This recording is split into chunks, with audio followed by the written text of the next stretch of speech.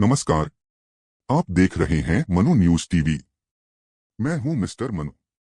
आज की यह रिपोर्ट न किसी मंच से दिया गया भाषण है, न किसी पार्टी का दावा, बल्कि जनता की सोच को समझने की एक गंभीर कोशिश है।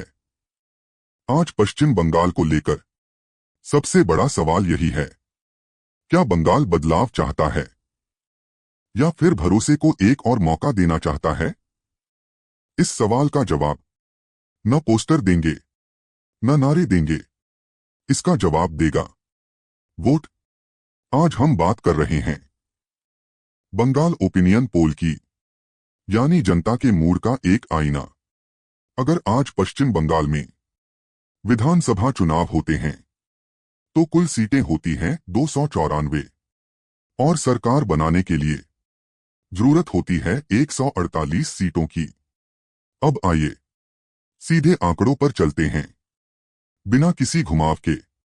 इस ओपिनियन पोल में सबसे आगे दिखाई दे रही है तृणमूल कांग्रेस। अनुमान है कि तृणमूल कांग्रेस को करीब 160 से 170 सीटें मिल सकती हैं। इसका मतलब साफ है, सरकार के खिलाफ महंगाई, बेरोजगारी और कानून व्यवस्था जैसे मुद्दों के बावजूद एक बड़ा तबका अब भी मौजूदा सरकार पर भरोसा करता दिख रहा है। लेकिन यह भरोसा पूरी तरह बेदाग नहीं है। कई इलाकों में नाराजगी भी है, सवाल भी हैं और उम्मीदें भी। अब बात करते हैं मुख्य विपक्ष की। भारतीय जनता पार्टी इस ओपिनियन पोल में मजबूत चुनौती के रूप में उभरती दिख रही है। अनुमान है कि बीजेपी को करीब 100 से 110 सीटें मिल सकती हैं। ये आंकड़े बताते हैं कि मुकाबला आसान नहीं है।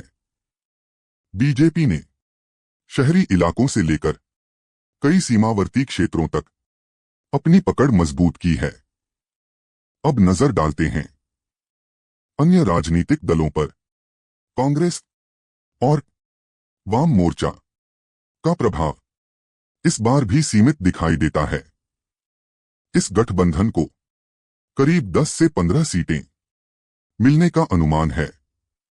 कुछ इलाकों में ऑल इंडिया मजलिस-ए-इत्तेहादुल मुस्लिमीन अपनी मौजूदगी दर्ज करा सकती है, जिससे उसे 2 से 4 सीटें मिलने की संभावना है। बहुजन समाज पार्टी इस चुनावी तस्वीर में हाशिए पर नजर आ रही है और उसके खाते में 0 से 1 सीट आने की संभावना जताई जा रही है।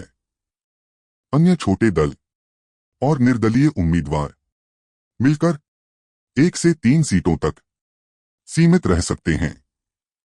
अगर पूरे ओपिनियन पोल को एक लाइन में समझें तो तस्वीर बिल्कुल साफ है। बंगाल की राजनीति 2 बड़े ध्रुवों में बंटी हुई है। एक तरफ सत्ता, दूसरी तरफ मजबूत विपक्ष। लेकिन याद रखिए, ये सिर्फ ओपिनियन पोल है। असली फैसला उस दिन होगा जब